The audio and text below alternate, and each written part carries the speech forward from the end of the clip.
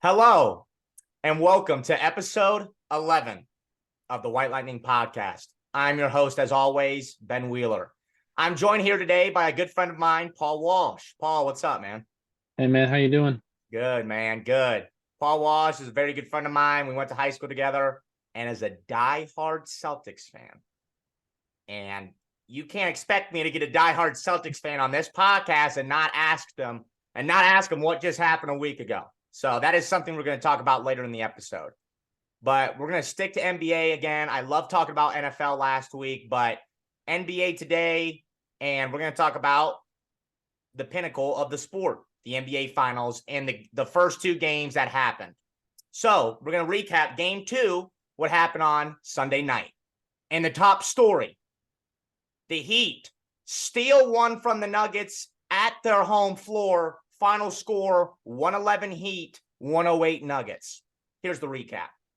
So Heat start the game immediately. As soon as the jump ball happened, they had some urgency to them. They were intense, and they wanted to get this one. You could tell immediately. Max Strus had 12 quick points to start the game after having 0 makes in Game 1. Heat have the early lead, 26-23 at the end of the first. Now, second quarter onward was the Nuggets game, really. They won a 16-3 run since 2:11 left in the first. And halfway through the second, they were on a 25-6 run from that point. But even despite the Nuggets' great run, the Heat were still able to keep it close and keep it competitive. 57-51 Nuggets at halftime. So again, Nuggets maintain the lead after halftime and in the third quarter. Jokic has 18 points alone in the third quarter. And again, Heat still keep it close, 83-75 Nuggets, end of third. Now, this is where the entire game changes, and this is the real top story of the day, was the Heat fourth quarter. Duncan Robinson starts the fourth quarter with 10 straight points. Mind you, he had 0 up to that point. And with 3 minutes left in the fourth, Duncan Robinson had more than the entire Nuggets team. You know, Nuggets 3 minutes into the fourth had 2. He had 10 alone. They started off the fourth quarter on a 12-0 run. And in the fourth quarter, they went on a 29-12 run. Last 3 minutes of the game, Nuggets battled back to keep it close. Then with about 30 seconds left, Jimmy Butler shoots a step-back 3, no good. Nuggets get the rebound. They go the other end of the court, and Jamal Murray tries to hit a step-back 3 over Jimmy Butler. No good. Heat survive. Final score, 111-108. Here is get it off my chest. Here is my takeaways from that game. So, Paul, you and I were talking about this yesterday, and I think everybody agrees. The Heat are the best when everybody's contributing. They got 5 and 6 guys in double figures. That is when they're at their best. This isn't a conventional team that we've seen in the past in the NBA Finals where they have one true leader, and I believe that leader is Jimmy Butler, but they're really not at their best when he has 35. They're at their best when he has 20. Bam has 20. Vincent has 20. Strus has 15. And we saw that in Game 2. They are at their best when they got 6 guys in double figures. They're playing intense. They're playing great defense. They're picking up at half court. In the fourth quarter, they picked up full court on Jamal Murray. So that is truly when they're at their best. A crazy stat that I thought was interesting.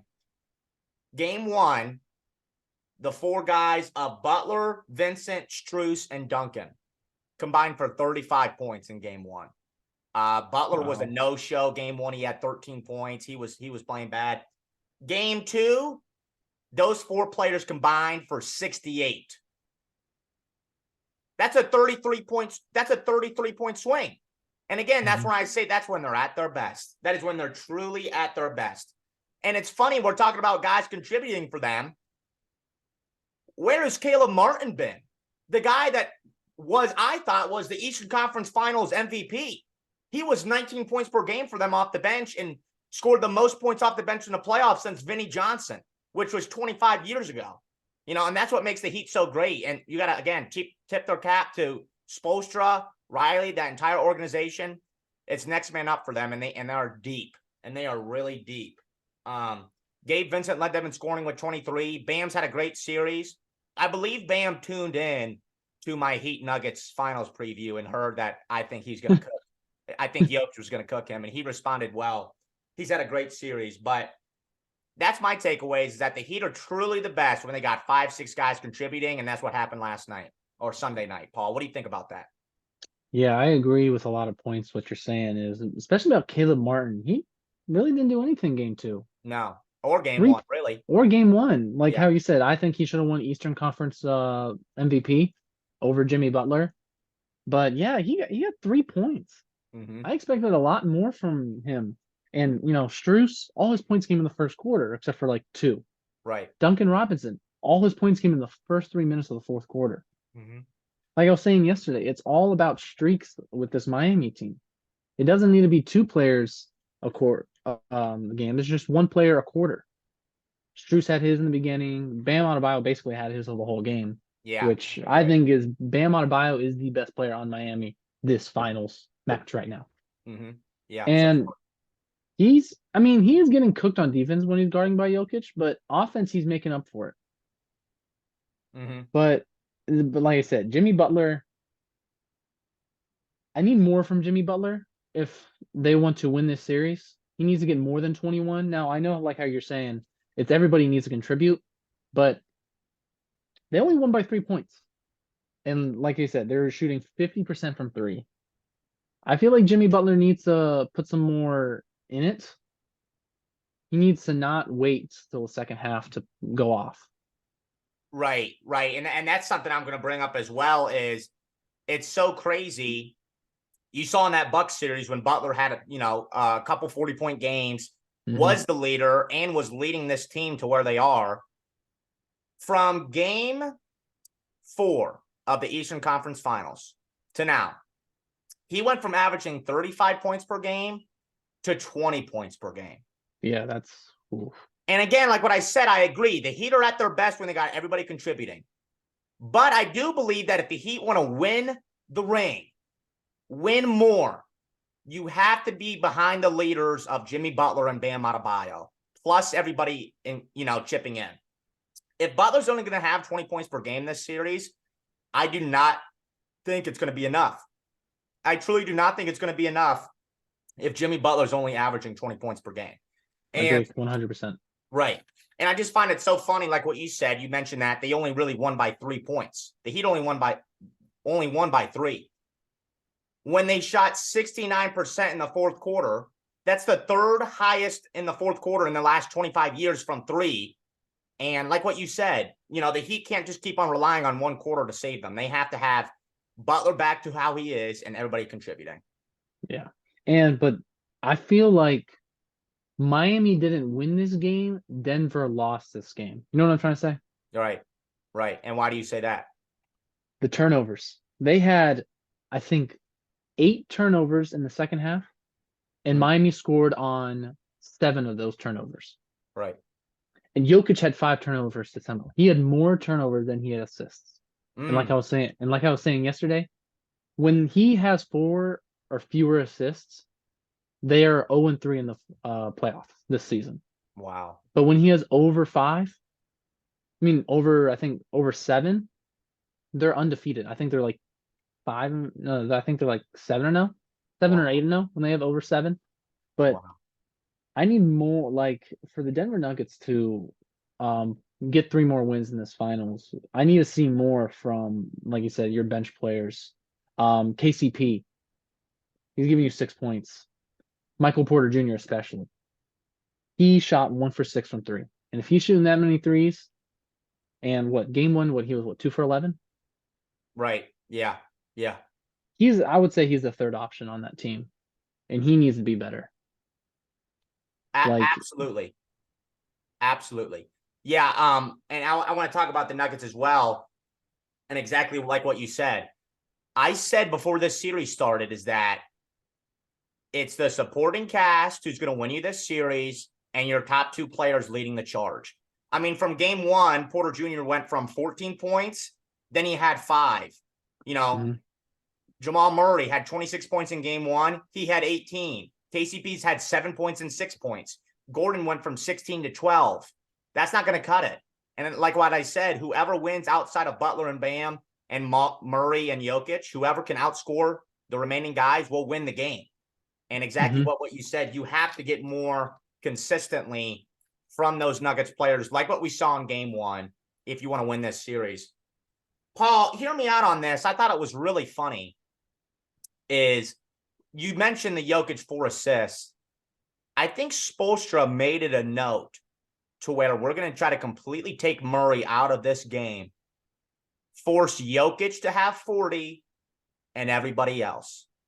Because when Murray has his 27 points per game like he's been averaging and Jokic has his 25 points per game, they will lose. And I think Spoelstra really did make it a note because I thought this was incredibly interesting.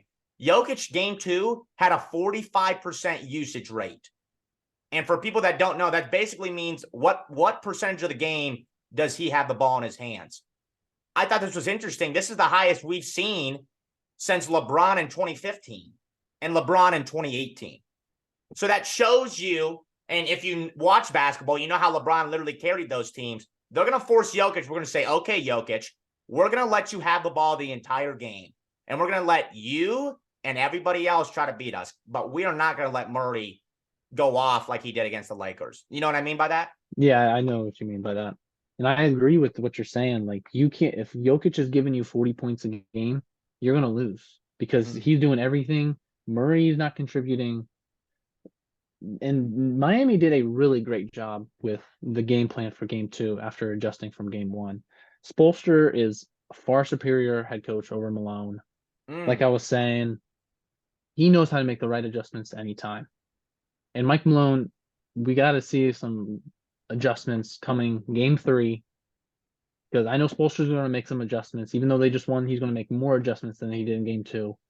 But Mike Malone has to make a couple adjustments, but the main one is getting Murray more involved. Right. Allowing Jokic to stay in that middle of the zone when Miami's on playing defense and kicking out because that's what that team does best against that defense in game 1.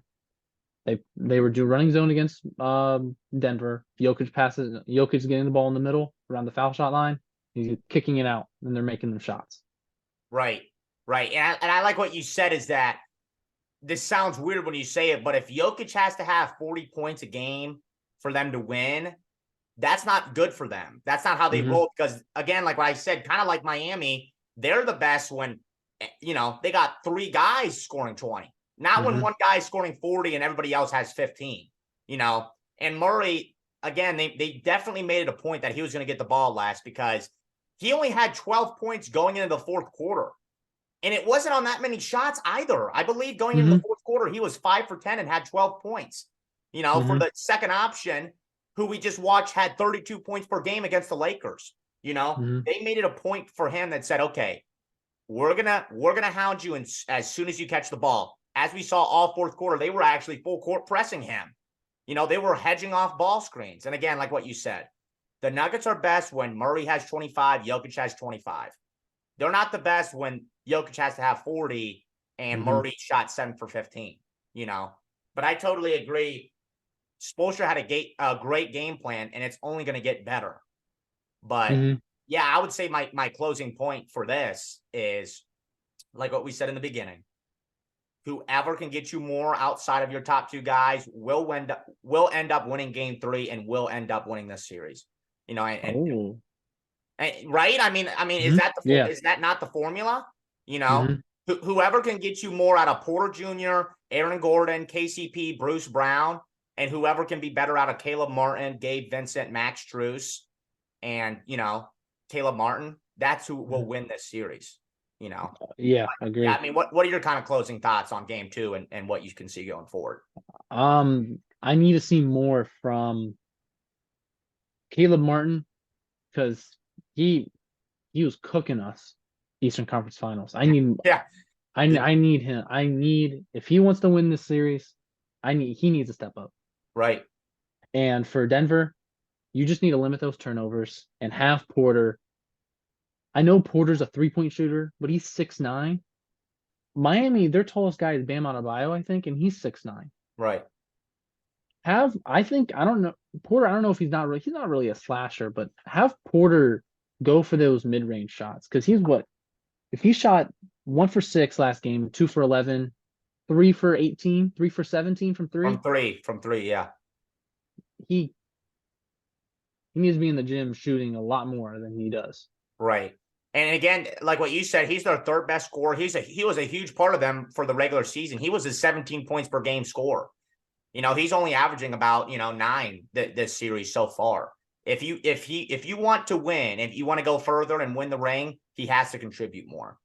And talking about Bam a little bit, 6'9", for me saying that I thought he was going to get cooked by Jokic, I think he's actually done a solid job. I mean, Jokic had 41 points, which is incredible. He had a great game, but Bam held him for 7 for 15 from shooting. So again, that's kind of Heat's formula too. Continue to play good defense on Jokic. But yeah, we're going to talk about this game later in the episode. But now, I don't mean to switch the conversation. But Paul is a diehard Celtics fan. And like what I mentioned in the beginning of the episode, you cannot expect me to get a diehard Celtics fan on this podcast and not ask him what happened last week. Paul, go on your rant, show some emotion. What happened, bro? I need to know from a Celtics fan what you thought. Well, we got outcoached, just to say the least. That's the first thing. And it's just mad to talk about, but Jaylen Brown, he was the most aggravating. He made my anger skyrocket. All right. I think he averaged I want to say 19 or 20 points in that series. He averaged 19 points per game this series. Yeah. He's up for a $290 million contract.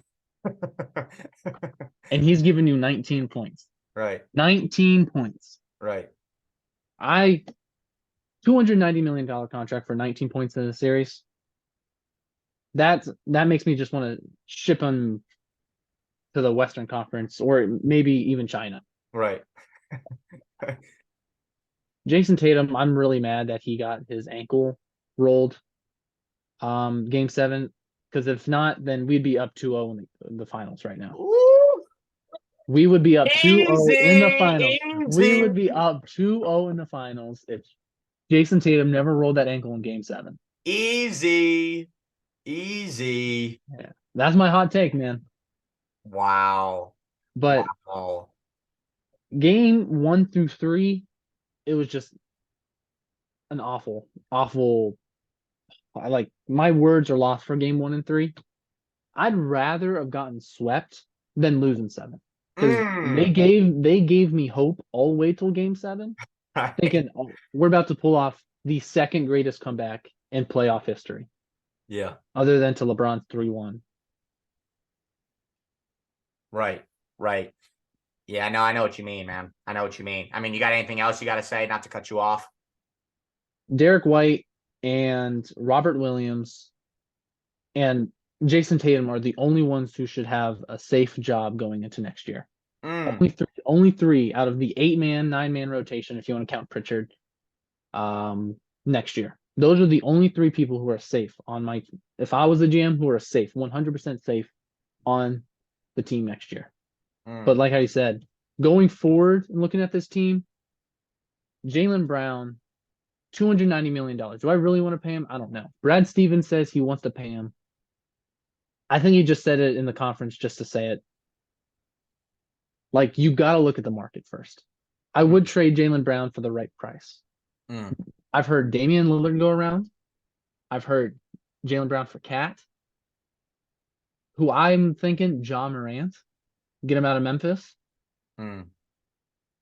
But other than that, I don't really see anybody else. I mean, I also saw this on Celtics Twitter, but I do not agree. But I also think that it's an underrated trade.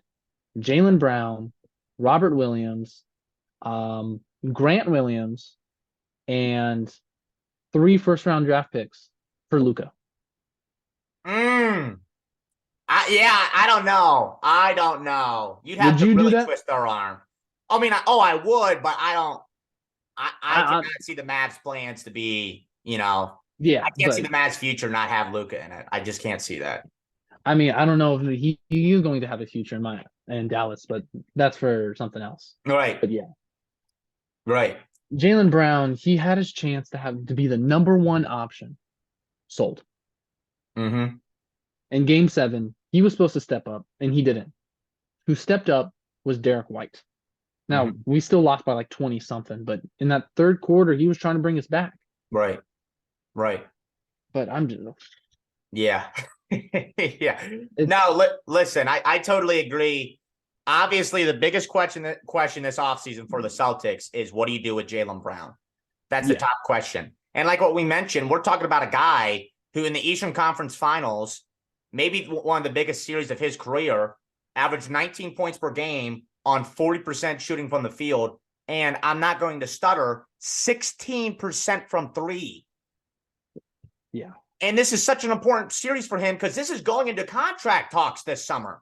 Here it is. Prove that you're worth every cent of $290 million. And you pee down your leg and the moment's too big for you. You know, and not only this series, 2022 NBA Finals. Yeah. He averaged 20, I think it was 22 points a game. And that was not good enough. Right. That in this Eastern Conference Finals was the biggest of his life. And he choked. Yeah. Yeah. No, and I totally agree. Totally agree. And like, again, I mean, 22 points per game at home, you're like, oh, okay, that's solid. And that is okay. But when you got that $290 million attached to it, that's when you get a little more critical of a player like that. And again, like what you said, biggest moment of his career, game 7, Jason Tatum goes down. Prove to me right now that you're worth every cent of $290 million. You shoot 8 for 23 and 1 for 9 from 3, and you get blown out by 20. Unbelievable. Yeah. And the Celtics started off 0 for 13 to start the game. 0 for 13. A stat I love to prove and love to talk about the Celtics downfall is, I don't know, and like what you said about getting out coached when you started your rant, I don't know if it's Joe Mazzulla's game plan before the game starts. I don't know if this is what he says when they're down by a lot. But the Celtics shot 68 more three-pointers than the Miami Heat did. And Miami made 8 more. Think about that for a second. Think about that. Miami shot 68 fewer three-pointers than Boston and made 8 more. That's the series right there. If there's a stat to, completely summarize what happened, there it is right there. The Celtics living and dying by the 3, letting them lose games for them. I mean, the first 3 games of the series, you can thank them trying to shoot themselves out of the game for what happened. Mm-hmm. And in the last 2 games of the series, game 6 that you narrowly escaped thanks to Derek White, like what you mentioned, and game 7, they shot 16 for 77 from 3. And talking about Jaylen Brown, he did nothing to help change that, But it's incredible, this Celtics downfall that we saw, and to be honest, like what you said this yesterday, they almost kind of blew it in a way, even though they were down 3-0. Because game 7 I thought was a very winnable game. It really was. And it's just really sad to see them go out like that. Jason Tatum didn't have a very good series, I thought. 25 points per game, 23% from 3 and 49% from the field. You got to be more efficient than that. But my kind of closing thoughts on the Celtics, and I'll let you go, is Jaylen Brown before All-NBA. 25 points per game, 56% from the field, 47% from 3. 47% from 3, that's really, really good. Yeah, that is. After that, 19 points per game, 42% from the field, 21% from 3. And if you're in the Celtics front office, I think you have to look at that and say, this 25 points per game that he just had this past season, All-NBA, second team, is this really who he is, or is this more that he wanted a big payday? And you have to think about that this summer. I mean, Paul, what would be your closing thoughts on the Celtics? So if I'm Brad Stevens, if I'm the GM, like I said, look for trade offers for Jaylen Brown. Because I don't know, I'm going to be very hesitant to pay $290 million for 19 points a game in the playoffs. I want a playoff guy, not a regular season guy. Like Jimmy Butler, his stats always skyrocket in the playoffs. Almost double, it feels like. Yeah. Yeah. But Peyton Pritchard, gone. Send him out. Yeah. He said that he wants out. See go. ya. Bye-bye. Right. Grant Williams, he. I don't know about Grant Williams, man. Like, he makes me mad sometimes, but also I'm like, thank God you finally made a shot. Right. So I'd keep him. And he has Robert heart. He's intense. He's going to give you, what he's going to give you every night, Al Horford, he's old. Like, he's 36. I think his contract's up next year because we just paid him last season. But did awful in this playoff. Yeah. Awful in these playoffs. Yeah. You can say he did Not shitty. It's okay. You can say he did shitty. Yeah, he did shitty. Yeah. Yeah. Yeah. Even especially the Philadelphia series, awful. Yeah. And Robert talking about a Williams, guy that was just saving grace for a lot of games, even last year in the finals. oh yes, yes. He was like, I think, our third best player on that 2022 Celtics run last year. But Derek White safe, Jason Tatum safe. But he's up for a contract extension not this year, but the year after. So that's also make year for Jason Tatum. Do we pay him? I think he's even more. I think it's 390 million. I could be wrong, but I think I saw something like that, 390 million. For Jason Tatum? Yeah. Yeah, $300 million that he yes. So I want to look at trades for Jaylen Brown. That's the first thing. Brogdon, I want him gone. Like, I know we just traded for him. He had some games where he was doing, giving you your 20, your 25, but then he's giving you in these playoffs very little. Under 10, under 15, when we needed him to be that second backup point guard. He had that bad elbow injury, though, in the finals, in the Eastern Conference Finals. Would you overlook that, or do you still want him gone? I'm going to overlook that. Okay. Like I said, Marcus Smart, I think it's been his team for the past 7 years. Like, he's been the leader of the team. He and I might not have been the best player on the team, but he's the leader. So I want to keep him. Because he just won the Defensive Player of the Year last year. You would keep Marcus Smart. I would keep Marcus Smart. I'd keep mostly everybody on the team because we got to the Eastern Conference Finals with that rotation. But Jaylen Brown is the one thing I would want to do. I want to look at trades first. If I could, perfect scenario, I would want to get like a Ja Morant or a Damian Lillard for him, but I don't think that will happen. I really, really, really hope it does. Yeah, I would say my two final closing thoughts on the Celtics is I think you got to get an alpha around Jason Tatum. Yes. I'm not really sure he's an alpha. Mind you, game 7, he couldn't play through a sprained ankle. And again, a sprained ankle's hurt. I get it. But I mentioned, a couple episodes ago, we watched LeBron play on a torn tendon and no one said crap about it. Everybody was giving him, slack about it. Jimmy Butler, he played on a sprained ankle ever since the Knicks series. We don't even talk about that anymore because he's able to man up and get it done. You got to get an alpha around Jason Tatum that wants to take the last shot, wants to be the leader, could be the best player on the team. You got to be a guy. Jason Tatum has to be around a guy, I think, where he's a number one option as well. Mm-hmm. And I'll close with this. Jason Tatum and Jaylen Brown are both Supermax eligible now because of their All-NBA appearances. Mm-hmm. If the Celtics give them both what they want, they would make combined $110 million per year. Are you ready to do that? And that's what I would end on if I'm the Celtics. Are you ready to do that? If next year's that do or die year, if we don't win the NBA Finals, that's where I'm thinking we might have to clean house. Right. I totally agree. And talking about cleaning house, guys moving, stuff happening, I want to talk about something that we saw yesterday afternoon when Shams made a report that Kyrie is trying to recruit LeBron to Dallas.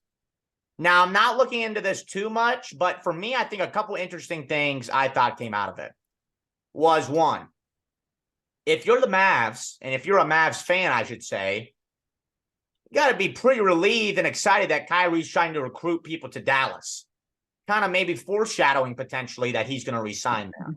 So if you're a Mavs fan, you got to be kind of relieved, and you're like, okay, all right. We were worried about that. This is kind of a good sign.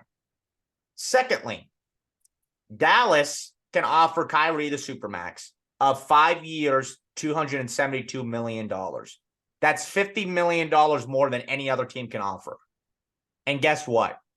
they have no choice than to offer him that, and I think he will sign that. And here's why Dallas has no choice but to do that. First off, you botched the Jalen Brunson situation last year. Now, he went to go sign for the Knicks for a pretty team-friendly deal, and he played out of his mind this season. I think he was an all-star. You completely botched that situation because I believe halfway through the season last year, you lowballed him on a contract extension, and he went elsewhere to New York, literally within the first minute of free agency starting, which led the Knicks to getting fined for tampering, but neither here or there, right? And I think that, you gave up a lot of assets for Kyrie. You traded Dinwiddie, you traded Finney-Smith, and you gave up multiple picks for 17 games of Kyrie. You have no other choice but to offer him whatever he wants, and you have to run it back with him. Because if you let him walk, guys are getting fired in that Dallas front office if you let Kyrie Irving walk. And I'll end with this. A couple things I took with this from the Lakers side is I think this is LeBron kind of signaling to Rob Pelinka saying, hey, go get my boy. I think LeBron is signaling to Rob Pelinka and saying, hey, figure it out. Move some pieces around. I want to join forces with Kyrie Irving in LA. And I think one more thing I thought was interesting was that LeBron contract extension kind of really messed things up that he signed 2 years ago or 1 year ago, because we could potentially be talking about him joining whatever team he wants. He knows Bronny's about to come play, but now he still has 1 more year with LA. Paul, what did you think about the whole Kyrie trying to recruit LeBron thing?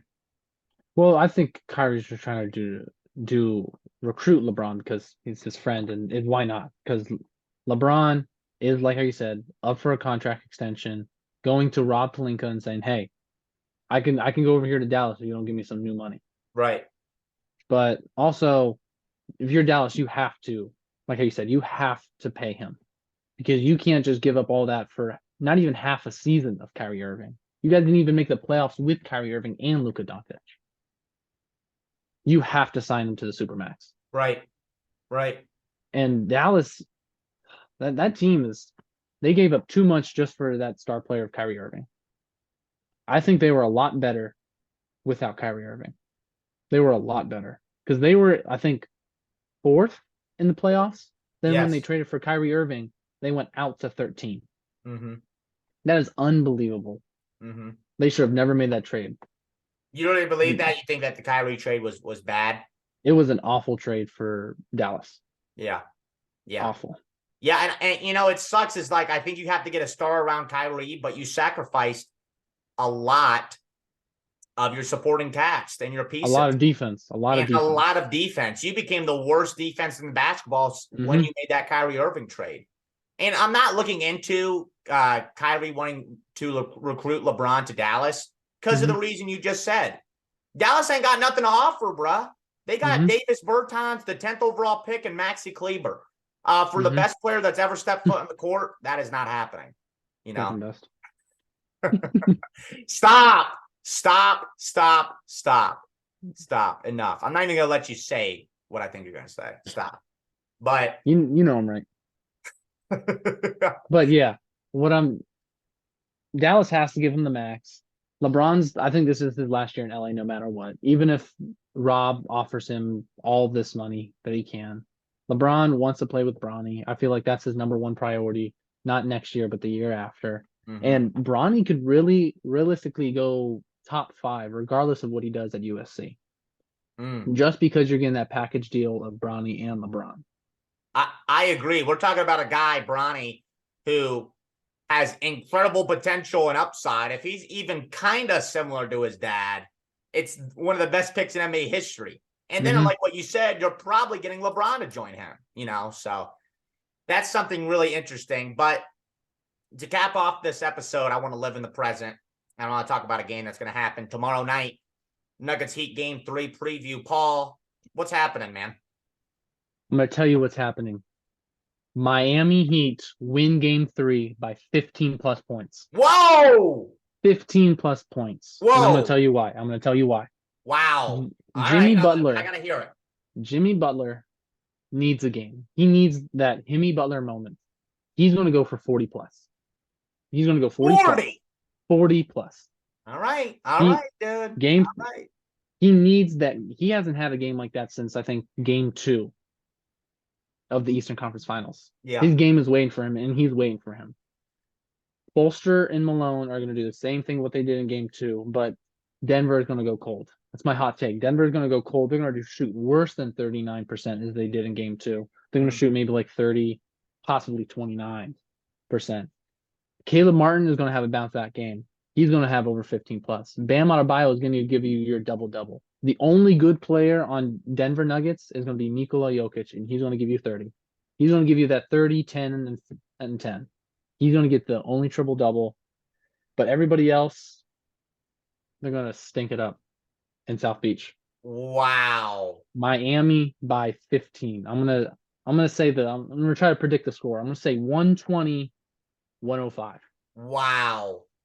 Wow. All right. I got to find a way to follow that up somehow. So listen, before the series started, I got Nuggets in 5. Yeah. And I'll stand on that. And guess what that means? That means that I think I got Nuggets tomorrow, game 3 in Miami. Because I think that it took the Nuggets to go incredibly ice cold in the fourth quarter. A bad game by Murray, a bad game for Porter, a bad game by KCP for the Heat to kind of edge them out. If the Nuggets play somewhat normal, if the Nuggets play somewhat how they did against the Lakers, they will easily win this series in 5. I think, not to go back at you, I think Mike Malone is better than what you give him credit for. I think he'll scheme up more plays for Murray to get the ball and go downhill. I think it's a Porter Jr. Bounce back game. I think we see a little more KCP getting incorporated more instead of 7 and 6 points. He averaged like 14 in the Lakers series. I got Nuggets in this one, man. I don't know about a blowout. I don't know by 20 points, but I can definitely see them. It's 3.5. I could see them maybe winning by 5 or 7. Really? Yes. And, I talked about Nuggets in 5. Paul, and I never really picked your brain about it. Who do you have winning this entire series?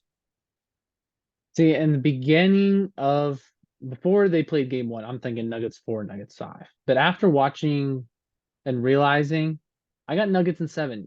Heat, when they're on, they're the best team in the league. Like how you said, they're the best team. When they're on, when they're hitting, they're the best. But they already took game 2, which was the hardest. No team in this playoffs has taken a game in Denver, in Mile High City. Miami did that. And Caleb Martin, he didn't have a good game, and they only won by 3 points. Jimmy Butler is still giving you your 20 when he needs to give you more. Right. So he hasn't had his game yet. Kyle Lowry, I don't know. He got you 9 game 2. I feel like he's going to give you 15. I feel like this is Miami's game 3. Yeah. I don't see Denver winning this, but I got Nuggets in 7 overall. It's going to be a good series. A lot of people wanted that Lakers Celtics series, and they said they're not going to watch this. But I think this finals, game 2, had 11.58 million viewers, second most in the past 5 years. Yeah. And this finals is a good final. Yeah, it's going to be interesting now. I think Heat winning that game 2 really is like, okay, we're going to let the world know that this is going to be a series now. And Miami has made it this far and will make it a series with the Nuggets because I think they're the best team in basketball of taking advantage when the opponent's not playing that well. Nuggets go a little cold, they win. I mean, I mentioned this yesterday talking to you. How many times do we see the Cavs go ice cold? How many times did we see the Knicks go ice cold against the Cavs when Randall wasn't playing very well? Brunson was off to a cold start, and the Cavs couldn't capitalize. How many times do we see the Celtics do that? I mean, Miami only scored 103 points in a game 7, but Celtics were so undeniably bad that they got blown out. The Heat are the best team in the league, and they are where they are right now because they take advantage of their opponents when they're playing hurt or bad.